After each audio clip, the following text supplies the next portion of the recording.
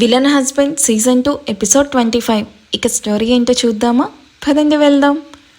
తన వైపు చూస్తూ నవ్వుతూ ఉన్న అమర్ వైపు విసుగ్గా చూస్తూ, అరే ఏమైంది మీ అందరికీ, ఎందుకలా పిచ్చి పట్టినట్టు నవ్వుతూ ఉన్నారు అని తన వెనుక నిల్చుకొనున్న రుద్ర ఆద్య వైపు చూసి అసహనంగా అడుగుతాడు.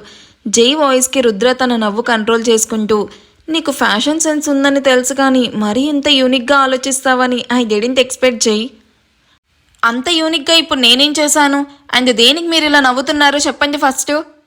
నీకు నీ బాడీలో ఏమైనా డిఫరెన్స్గా కానీ ఆర్ డిస్కంఫర్ట్గా కానీ ఏమైనా అనిపిస్తుందా చెయ్యి? డిస్కంఫర్టా?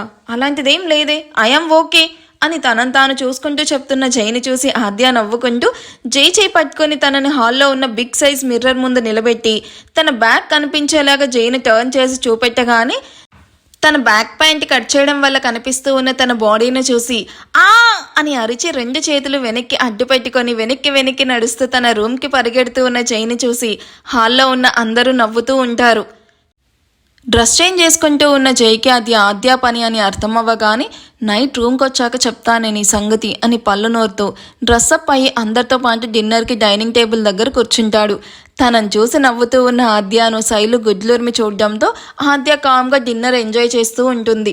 జై కూడా డిన్నర్ చేస్తూ తన ఎదురుగా ఏదో ఆలోచిస్తూ తింటూ ఉన్న మహదీర్ను కళ్ళు చిన్నవిగా చేసి చూస్తూ, మావయ్య ఏంటి ఏదో డీప్గా థింక్ చేస్తున్నట్టున్నారు, పైగా వచ్చినప్పటి నుండి ఒక్క మాట కూడా మాట్లాడటం లేదు అని చూస్తూ ఉంటాడు.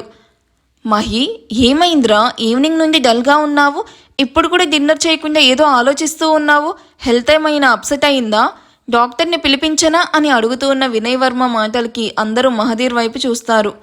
అదేం లేదు వినయ్, నేను బానే ఉన్నాను అంతే అంటూ డిన్నర్ చేస్తూ ఉన్న మహదీర్ని చూసి, రేపు ఆద్య మనతో పాటు మన ఇంటికి వచ్చేస్తుంది కదా వినయ్, అందుకే ఆద్యాన్ని మిస్ అవుతున్నట్టున్నాడు, ఇది ఏ తండ్రికైనా ఉండే ఫీలింగ్నే కదా అని మహదీర్ వైపు చూస్తూ, ఆద్య గురించి నువ్వు అస్సలు దిగులు పడాల్సిన అవసరం లేదు మహదీర్, తను ఇక్కడ ఎంత హ్యాపీగా ఉంటుందో అక్కడ కూడా అంతే హ్యాపీగా ఉంటుంది, ఏమ్మా ఆద్య అంతే కదా? కరెక్ట్గా చెప్పావు తాతయ్య, నేను అక్కడ కూడా అంతే హ్యాపీగా అండ్ ఫ్రీడమ్గా ఉంటాను.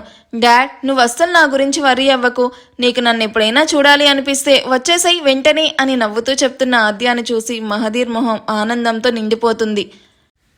అమ్మో మీ ఇంట్లో ఉంటే నా ఇంట్లో ఉన్నట్టే అంకుల్, నేను దాని గురించి అస్సలు కంగారు పడ్డం లేదు, అమ్మో అక్కడ ఉంటే సంతోషంగా ఉంటుంది అన్న నమ్మకం నాకు వచ్చాకే నేను ఆద్య అండ్ జైల పెళ్లి గురించి ఆలోచించాను. అమ్మోకి ఎలాంటి కష్టం వచ్చినా తన ముందు అండగా జై ఉంటాడు, ఆ నమ్మకం నాకు చాలా ఉంది అనగానే జై చిన్నగా స్మైల్ ఇస్తాడు. రేపు ఆద్య తన అత్తారింటికి వెళ్ళిపోతుంది అని గుర్తు రాగానే శైలు మొహంలో డల్నెస్ కనిపించిన అది ఎవరికీ తెలియకుండా మొహాన్ని నార్మల్గా పెట్టుకుంటూ అందరికీ నవ్వుతూ సర్వ్ చేస్తూ ఉంటుంది. నా ఇంటికి వచ్చాక చెప్తాను నీ సంగతి, నీ ఇంట్లో సాగినట్టు అక్కడ ఆటలు నా దగ్గర సాగనివ్వను అని ఆద్యను కోపంగా చూస్తూ డిన్నర్ చేస్తూ ఉంటుంది రేణుక. రుద్ర అండ్ మాయ ఎవరూ చూడకుండా ఒకరికొకరు టేబుల్ కింద ఒకరి కాళ్ళతో ఒకరు ఆడుకుంటూ నవ్వుతూ డిన్నర్ చేస్తూ ఉంటారు. అది ఎవరూ గమనించారు.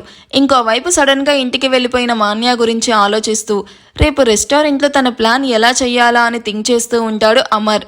ఇలా ఎవరి ఆలోచనలో వాళ్ళు డిన్నర్ కంప్లీట్ చేసి హాల్లోనే సెటిల్ అవుతారు. తన రూమ్కి పడుకోవడానికి వెళ్తూ ఉన్న మహదీర్ని చూసి వెనక నుండి పిలుస్తాడు జై. ఏంటి జై ఇంకా పడుకోలేదా అని అడుగుతూ ఉన్న మహదీర్ వైపు చూస్తూ, మావయ్య మీతో కొంచెం మాట్లాడాలి అని అదే ఫ్లోర్లో ఉన్న హాల్ వైపు నడుస్తాడు జై. మహదీర్ కూడా జై వెనకే నడుస్తూ జై ఎదురుగా ఉన్న సోఫాలో కూర్చొని జై వైపు చెప్పు అన్నట్టు చూస్తాడు. మావయ్య నేను డైరెక్ట్గా పాయింట్కి వస్తున్నాను, ఈవినింగ్ నుండి మీ బిహేవియర్ చాలా వియర్డ్గా అనిపిస్తుంది, ఐ థింక్ మీరు దేని గురించో వరీ అవుతున్నారు, అది ఆద్య గురించి అయితే నా మీద నమ్మకం ఉంచి ప్రశాంతంగా వెళ్ళి పడుకోండి, ఆద్య రెస్పాన్సిబిలిటీ పూర్తిగా నాది, తనతో ఎప్పుడైతే 7 అడుగులు వేశానో అప్పుడే డిసైడ్ అయ్యాను తన పూర్తి బాధ్యత నాదేనని, పర్సనల్ లైఫ్ గురించి కాదు మీ ప్రొఫెషనల్ లైఫ్ ఆఫీస్లో ఏదైనా ఇష్యూ అయ్యుంటే అదేంటో చెప్పండి, దాన్ని నేను డెఫినెట్గా సార్ట్అవుట్ చేస్తాను, నేను మీకు అల్లుణ్ణి మాత్రమే కాదు కొడుకుని కూడా, నా గురించి అన్ని విషయాలు తెలిసి కూడా ఆద్య లాంటి మంచి అమ్మాయిని నాకు ఇచ్చి మ్యారేజ్ చేయాలి అనుకున్నప్పుడే మీరెంత మంచి మనిషో నాకు అర్థమైంది మావయ్య, మీరు బెస్ట్ ఫాదర్ మాత్రమే కాదు best husband and best friend, ఇప్పుడు బెస్ట్ మావయ్య కూడా అని నవ్వుతూ, నా మీద ట్రస్ట్ ఉంటే ఏం జరిగిందో చెప్పండి మావయ్య ప్లీజ్, అనవసరంగా టెన్షన్ తీసుకోకండి.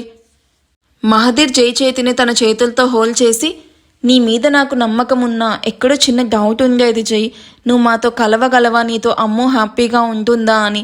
బట్ ఇవాళ నీ మాటలతో నా మనసు చాలా ప్రశాంతంగా ఉంది. నేను నా కూతురికి ఇప్పటివరకు అన్నీ ది బెస్ట్నే ఇచ్చాను, నీతో సహా అని నవ్వుతూ, ఆద్య ఇప్పటిదాకా నీతో ఎలా ఉన్నా త్వరలోనే నిన్ను అర్థం చేసుకుంటుంది జై అంటూ హార్ట్ఫుల్గా చెప్తాడు. ఆద్య మాత్రమే కాదు మామయ్య, నేను కూడా ట్రూలీ బ్లెస్డ్. మమ్మల్ని ఇంతలా లవ్ చేసే ఫాదర్స్ ఉన్నందుకు వీఆర్ సో లక్కీ అంటూ. ఇప్పుడు చెప్పండి ఏమైంది, ఎందుకు అలా ఉన్నారు? ఫ్యామిలీతో కూడా షేర్ చేసుకోలేని ప్రాబ్లం ఏంటి? మనకున్న ప్రాబ్లమ్స్ అన్నీ క్లియర్ అయ్యాయి కదా మామయ్య. ఏది క్లియర్ అవ్వలేదు జై, మనకు మళ్ళీ కొత్త ప్రాబ్లం స్టార్ట్ అయింది. ఏమంటున్నారు మామయ్య? నిజం చెప్తున్నాను జై, మనకి తెలియకుండా మన చుట్టూ ఏదో జరుగుతుంది. అండ్ నా వల్ల ఇప్పుడు ఒక అమ్మాయి ప్రాణాలు రిస్క్లో ఉన్నాయి. మన కుటుంబం సేవ్ చేయడం కోసం తను బలైపోయేలా ఉంది. అసలు ఏమంటున్నారు మీరు? ఎవరి గురించి మీరు చెప్తుంది? నీకు గుర్తుందా జై, హరిని బాయ్ ఫ్రెండ్ రాహుల్ గురించి నిజాలు బయటపెట్టేలా చేసి హరిని ప్లాన్ కూడా మనకు తెలిసేలా చేసింది రితిక. ఇప్పుడు ఆ అమ్మాయి కనిపించడం లేదు అని తనను ప్రేమిస్తూ ఉన్న గౌతమ్ కాల్ చేసి చెప్పాడు. అండ్ తను చెప్పాక నేను కూడా ఎంక్వైరీ చేశాను. అక్కడ నాకు తెలిసింది ఏంటంటే తను నిజంగానే కిడ్నాప్ అయ్యింది.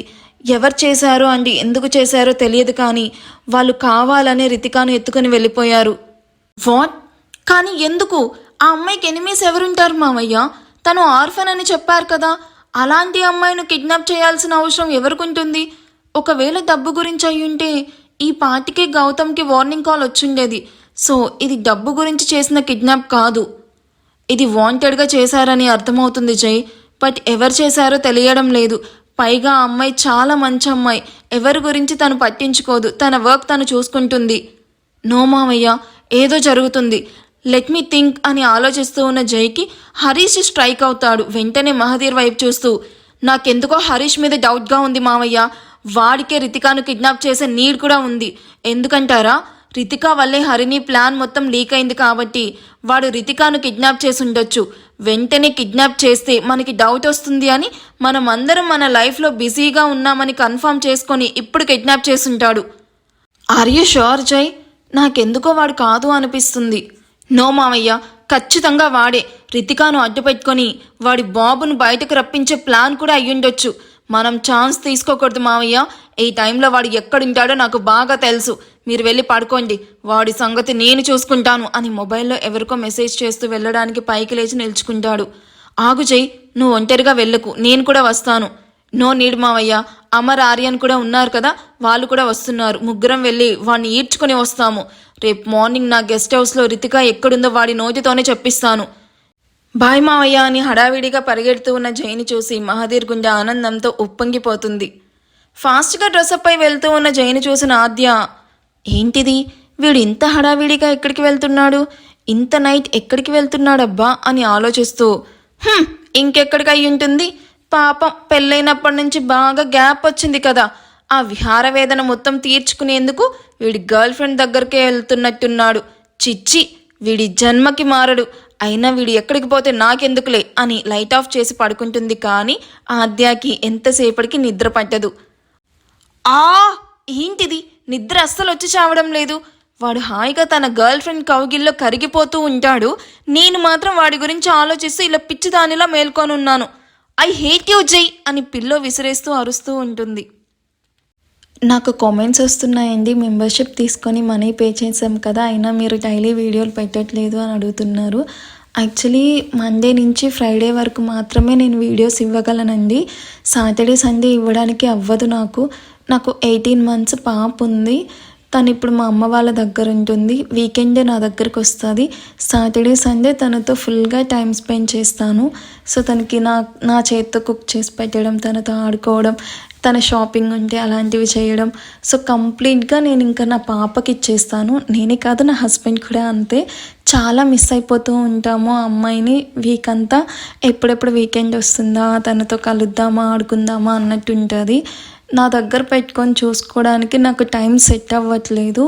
ఎందుకంటే ఆఫీస్ ఉంటుంది, యూట్యూబ్, ఇలా చాలా వర్క్స్ ఉంటాయి నాకు. మళ్ళీ నా ఓన్ ప్రాజెక్ట్స్ ఉంటాయి. అవన్నీ చేస్తూ, ఇవి బ్యాలెన్స్ చేస్తూ, ఇంట్లో పని చేస్తూ, ఇంట్లో కుకింగ్ చేస్తూ అస్సలు అవ్వట్లేదు. అందుకే మా అమ్మ అలవాటు చేసుకుంది పాపని. ఇప్పుడు అమ్మ వాళ్ళ దగ్గర ఉంటుంది. సో అందుకే నేను వీకెండ్ వీడియోస్ ఇవ్వలేకపోతున్నాను. నిజంగా హానెస్ట్గా చెప్తున్నాను, మీకు ఎక్కువ ఎపిసోడ్స్ ఇవ్వాలని నాకుంది, కానీ ఇచ్చే పాసిబిలిటీ టైం నాకు రెండూ సెట్ అవ్వట్లేదు. అందుకే నేను ఒకటి ప్లాన్ చేస్తున్నాను. June first week or second week కానీ నేను ఏమనుకుంటున్నానంటే మీకు ఇప్పుడు ఇచ్చే స్టోరీసే రీడింగ్ ఫార్మాట్ ఇచ్చేద్దాము అనుకుంటున్నాను. సో మీకు ఇన్ని ఎపిసోడ్స్ వస్తాయి డైలీ అనేది చెప్తాను నేను. సో ఆ ఎపిసోడ్స్ కరెక్ట్గా ఆ టైంకి వచ్చేస్తాయి. సో అలా ప్లాన్ చేస్తున్నాను నేను. సో మీ అందరికీ ఇది ఓకే అనుకుంటే నాకు కామెంట్ చేయడం మర్చిపోవద్దు. నేను యాజ్ సూన్ యాజ్ పాసిబుల్ ఈ ప్రాజెక్ట్ కంప్లీట్ చేసి మీ ముందుకు తీసుకొస్తాను. Thank you for watching. Bye.